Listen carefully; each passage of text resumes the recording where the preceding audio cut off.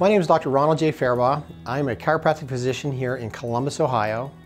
Our office focuses primarily on the treatment of chronic and difficult cases, lower back pain, leg pain, neck pain, and headaches, using state-of-the-art evidence-based technology, including common technology that most patients are familiar with in a chiropractic office, but also other technology like spinal decompression therapy that's very specialized for the treatment of disc injuries and chronic and severe lower back pain in an effort to avoid that unnecessary surgery. There are a lot of causes for back pain, but there are two primary causes. One is this disc out front, and whether it's a bulge disc, a herniated disc, protruded disc, all terms you might have heard about, the disc itself irritates or compresses that little tiny nerve root. That nerve root goes to your spine, goes down to your leg. That's the #1 cause of disability in our country. The other cause of back pain are these little tiny joints in the spine called facet joints. Those joints are the ones that when your back pops or snaps, that's what you're hearing, those little joints snapping or popping.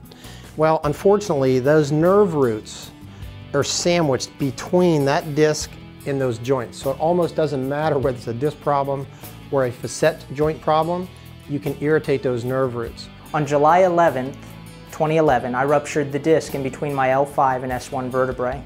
It was very painful. On a scale of 1 to 10, I'd rank it as a 9, and I'm going to save 10 for being knifed or shot.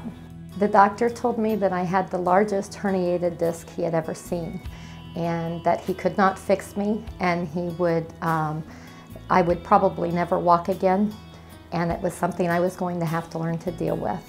I had a lot of lower back problems, and it got to the point where I could not walk, I could not sit down for a very long time, and I was referred to him by another chiropractor that thought that decompression was an option to solve my issue. Well, we started using spinal decompression therapy about 10 years ago, and I got to tell you, there's nothing in my 30 years of practice that has made more of a difference to my patients than spinal decompression therapy.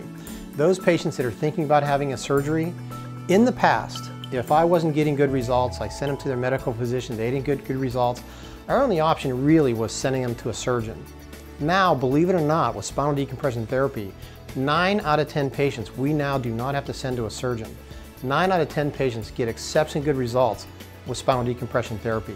For me, there was no pain after 4 treatments. I began treatment on Monday, July 11th, and on Thursday, I wasn't taking any of the pain medication. There was no more Vicodin at that point. So I was thrilled. The decompression therapy, it took a few sessions to really start to feel it, to have it react fully.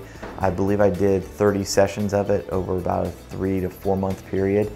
But once I was finished with that, I've been able to walk, stand up straight again, and now I've been running with friends. I've ran over 10 miles multiple times. I golf on a regular basis.